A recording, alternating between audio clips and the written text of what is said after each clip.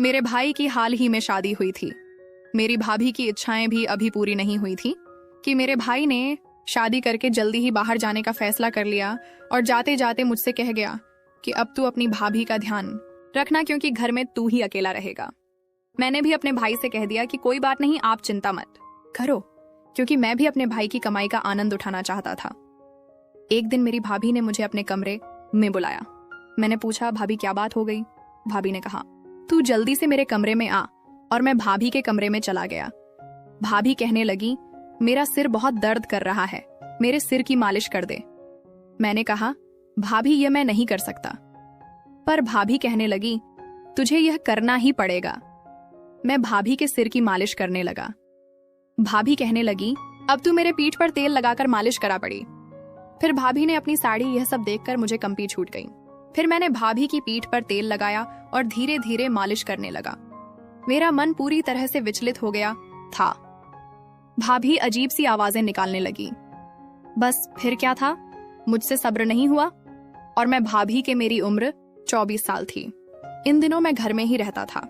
मेरे भाई ने शादी इसलिए करवाई थी ताकि मैं अकेला महसूस ना करूं। भाभी का नाम पूनम था और मैं भी उन्हें पूनम ही कहता था। अक्सर वह उदास ही रहती थी। कई बार मैंने उन्हें छिप छिप कर रोते हुए देखा था। मुझे लगा कि वह मेरे भाई को याद करती है, तभी छिप छिप कर रोती रहती है। पर ना ही मैंने कभी उससे यह बात पूछी थी और ना ही भाभी ने कभी खुलकर मुझसे यह बात बताई थी। रात को वह अपने कमरे में बंद हो जाती और कमरे से रोने की आवाजें आने लगती थीं। दरअसल मेरे भाई की शादी के अगले हफ्ते ही वह विदेश चला गया था। एक नई दुल्हन के लिए अपने पति के बिना रहना बहुत मुश्किल हो जाता है, लेकिन मेरे भाई ने तो शादी सिर्फ मेरे लिए ही की थी, क्योंकि मैं घर में अकेला रहता था और अब घर की जिम्मेदारी संभालने के लिए एक औरत का होना जरूरी था। इसीलिए भाई भाभी को मेरे हवाले छोड़कर चला गया। पूनम भाभी बिल्कुल अकेली रहती थी। उसका ख्याल भी मैं ही रखता था। वह भी एक 28 साल की जवान औरत थी। रिश्ता ना मिलने के कारण मेरे भाई के साथ उसका विवाह हो गया था, क्योंकि बीतते समय के साथ उसकी उम्र भी बढ़ती जा रही थी। एक रात में सोने के लिए लेटा हुआ था जब भाभी मुझे आवाज देकर बुलाने लगी। मैं सोच रहा था कि इस समय भाभी को मुझसे क्या काम हो सकता है। यही सोचकर मैं जल्दी जल्दी भाभी के कमरे में चला गया, क्योंकि भाई ने जाते जाते सारी जिम्मेदारियां मुझ पर डाल दी थीं। उन्होंने कहा था कि मेरे बाद घर की जरूरतों का ध्यान रखना और सच्चे दिल से अपनी भाभी की सेवा करना, क्योंकि भाई के पैसों पर मैं ऐश करता था। इसलिए मैं यह नहीं चाहता था कि वह भाभी मेरी भैया से कोई शिकायत करे। जब भी भाभी ने वापस आने की बात की तो उसने कोई ना कोई चाल चलकर आने से मना कर दिया। रात के 12 बजे भाभी ने मुझे आवाज देकर अपने कमरे में बुलाया और मैंने यह सोचकर चला गया कि कोई जरूरी काम होगा। पर वहां जाकर मैं हैरान रह गया, क्योंकि वह खुद बिस्तर पर लेटी हुई थी। मैं घबराकर दरवाजे पर ही रुक गया। भाभी को आवाज देकर पूछा, भाभी मुझसे कोई काम था? मेरी आवाज सुनकर वह उठ गई और मैंने सोचा कि हमेशा की तरह अपने दुपट्टे से खुद को ढक लेगी, क्योंकि वह सारा दिन दुपट्टा ले रखती थी। मैंने कभी उसे इस तरह नहीं देखा था। पर मेरी आवाज सुनकर वह कहने लगी, समीर अंदर आ, मुझे तुझसे कुछ जरूरी काम है। भाभी अभी भी वैसे ही लेटी हुई थी। मैं कमरे में गया, लेकिन मेरी नजरें झुकी हुई थीं और मैं शर्मा रहा था। मैंने भाभी को पहली बार इस तरह से देखा था। भाभी ने मेरी ओर मुड़कर देखा और मेरी झुकी हुई नजरों को देखकर कहने लगी, समीर शर्माने की कोई बात नहीं है। इस घर में हमें ही एक दूसरे का साथ देना पड़ेगा। मेरा पति तो विदेश में रहता है, लेकिन तू हमेशा यहाँ रहता है और मेरा ध्यान रखता है। यही सोचकर मैंने तुझे बुलाया कि मुश्किल वक्त में तू मेरा साथ देगा। भाभी की बात सुनकर मैंने हैरानी में उसकी ओर देखा। वह कहने लगी, मेरे सिर में बहुत दर्द हो रहा है, क्या तुम मेरी मसाज कर दोगे? तुम्हारे भाई ने मुझे बताया था कि तुम बहुत अच्छी मसाज करते हो और उनके सिर का दर्द कुछ ही मिनटों में ठीक हो जाता है। भाभी की बात सुनकर कर्म में मुस्कुरा दिया, क्योंकि ये बात सच थी कि भाई जब यहाँ होते थे तो हमेशा मुझसे सिर की मसाज करवाते थे। लेकिन वह तो मेरा भाई था और भाभी की मसाज मैं कैसे कर सकता था? भाभी ने मुझे सोच में डाल दिया था। समझ नहीं आ रहा था कि क्या करूं।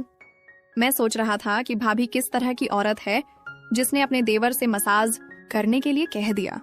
उसे नहीं आई, जबकि यह कोई बड़ी बात नहीं थी। लेकिन एक औरत का एक मर्द से मसाज करवाना, और वह भी अपने देवर से, अगर कोई और होता तो मना करने की बजाय उसे खरी खोटी सुना देता। लेकिन इस समय में भाभी के रह मोकरम पर जी रहा था, इसलिए उसके सामने जुबान चलाने की हिम्मत नहीं थी और ना ही उसे मना कर सकता था। भाभी ने ड्रेसिंग टेबल पर रखी तेल की शीशी मुझे दिखाई और कहने लगी, बहुत अच्छा होगा अगर तुम मेरे सिर में मसाज कर दोगे। कहते हुए उसकी आंखों में नमी थी और मुझे लगा कि शायद वह बहुत तकलीफ में है, लेकिन मैं भाभी को इनकार नहीं कर सकता था। मैंने वह तेल उठाया और उसके बितर के पास बैठ गया। फिर धीरे धीरे तेल उसके सिर पर लगाकर मसाज करने लगा। मैंने अपनी नजरें झुका ली थीं और किसी भी तरह के जज्बात महसूस करने से खुद को रोका हुआ था। मेरे हाथ उसके सिर पर तेल लगाते हुए बुरी तरह कांप रहे थे। मैंने आज तक भाभी की बहुत मदद की थी, लेकिन भाभी ने मुझसे कभी इस तरह की फरमाइश नहीं की थी। जैसे जैसे मैं तेल लगाता गया, भाभी की अजीब आवाजें कमरे में गूंजने लगीं। ऐसा लग रहा था जैसे उसे आराम मिल रहा हो। मैंने दोबारा उसकी ओर नहीं देखा और ना ही उसके चेहरे पर नजर पड़ी। मुझे शर्म का एहसास हो रहा था और मैं वहां से जाने की इच्छा कर रहा था, लेकिन मैं मजबूर था। अगर मैं भाभी को मना करता और यह बात मेरे भाई को पता चलती तो भाभी की कोई बात नहीं मानी जाती, वरना मेरा खर्चा पानी बंद हो जाता। भाभी की नीयत कुछ ऐसी थी कि उसने कभी भी किसी चीज से मना नहीं किया। मैं बिना किसी झक के उससे पैसे मांग लेता था और वह बिना सवाल किए मुझे दे देती थी। काफी देर तक मैंने मसाज करना जारी रखा और उसकी आवाजें कमरे में गूंजती रहीं। इसके बाद शायद उसे नींद आ गई थी क्योंकि उसकी आवाज आना बंद हो गई। फिर मैं उठकर अपने कमरे में चला आया। पहली बार मैंने किसी औरत की इस तरह मसाज की थी और इस बात ने मेरे अंदर आग लगा दी थी। भाभी के गोरे चेहरे ने मुझे भी नशे में डाल दिया था।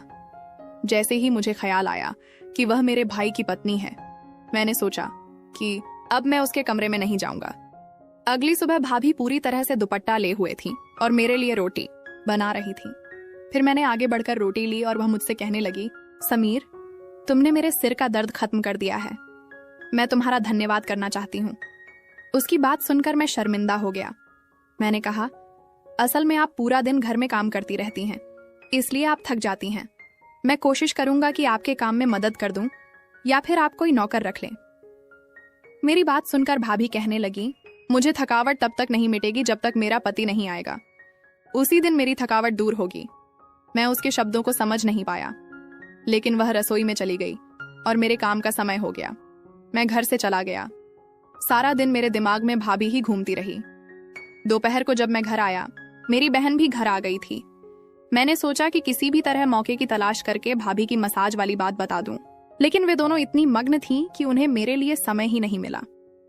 कुछ देर बाद मेरी बहन कहकर चली गई कि उसका पति काम से आने वाला है और मैं उसे मसाज की बात नहीं बता सका। थोड़ी देर आराम करने के बाद जब मैं कमरे से बाहर निकला तो देखा कि भाभी कपड़े धो रही थी और बहुत मुश्किल से कपड़ों की बाल्टी उठाकर छत पर ले जा रही थी।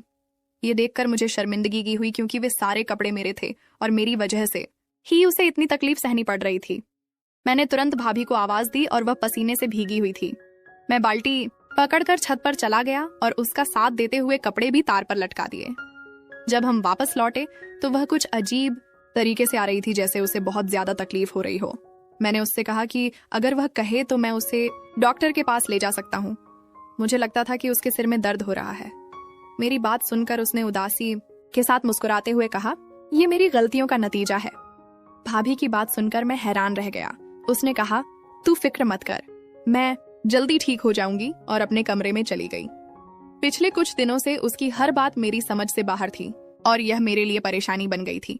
कभी कभी ऐसा लगता था कि वह कुछ छिपाने की कोशिश कर रही है। दोपहर खत्म हुई और शाम हो गई। मेरा दिल चाय पीने को कर रहा था। मैं भाभी के कमरे में जाकर उसे आवाज देने गया, लेकिन वह अपने कमरे में रो रही थी और किसी को कह रही थी, ये सब कुछ तेरे कारण हुआ है। आज जो मेरी हालत है उसका जिम्मेदार तू है।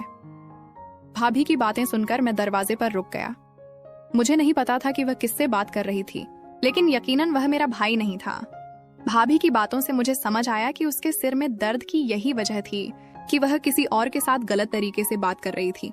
मेरी समझ में नहीं आ रहा था कि यह सब सुनकर मुझे क्या करना चाहिए। बिना सोच विचार किए मैंने अपने भाई को फोन कर दिया। मैंने उससे कहा, आप वापस क्यों नहीं आ रहे? वह कहने लगा, क्या हुआ, सब कुछ ठीक तो है ना? मैंने उसे बताया कि उसकी पत्नी कैसे हरकतें कर रही है और बस यही कहा कि उसे तुम्हारी याद आ रही है, इसीलिए जल्दी आ जाओ। कुछ बातें करके उसने फोन काट दिया। फिर मैं सोचने लगा कि मुझे क्या करना ना चाहिए। फिर उस रात भाभी ने मुझे आवाज देकर अपने कमरे में बुलाया। मैं उसके कमरे में गया और वह लेटी हुई थी और सिर की मसाज करने के लिए कह रही थी। मैंने चुपचाप तेल की शीशी उठाई और उसके सिर में मसाज करने लगा। मैं सोच रहा था कि वह मेरे पास से अपने सिर की मसाज क्यों करवा रही है। मुझे लगता था कि जब मैं कॉलेज जाता तो घर में कोई आता होगा। ये देखने के लिए अगले दिन मैं कॉलेज से जल्दी वापस आया, लेकिन यह देखकर मैं हैरान हो गया कि घर तो बिल्कुल सुनसान था और घर में कोई नहीं था।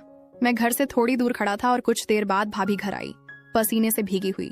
वह घर का दरवाजा खुलकर अंदर चली गई। मैं तुरंत घर गया और भाभी से पूछने लगा कि उसने पूरा दिन क्या किया। भाभी मुझे घर के कामों के बारे में बताने लगी, लेकिन उसने यह नहीं बताया कि वह बाहर क्यों गई थी। अब मुझे पक्का यकीन हो गया था कि वह कुछ ना कुछ गलत कर रही थी। पूरा दिन मैंने इसी तरह बेचैन होकर बिताया। मैं भाभी का सच जानना चाहता था। फिर रात के समय भाभी ने मुझे अपने कमरे में बुलाया। मुझे पता था कि वह मुझसे मसाज करवाना चाहती है, लेकिन मेरा दिल इस बात के लिए मान नहीं रहा था। ये सच था कि उसके सिर में दर्द होता था और उसकी आवाज सुनकर मैं उसके कमरे में चला गया। मैंने तेल की शीशी उठाई और फिर मसाज करने लगा, लेकिन उसने मुझसे कुछ ऐसा कहा कि मैं हैरान रह गया। उसने कहा, पहले लाइट बंद कर दे। ये पहली बार था जब उसने मुझसे लाइट बंद करने को कहा था। मैंने पूछा कि यह लाइट क्यों बंद करनी है, लेकिन वह गुस्से से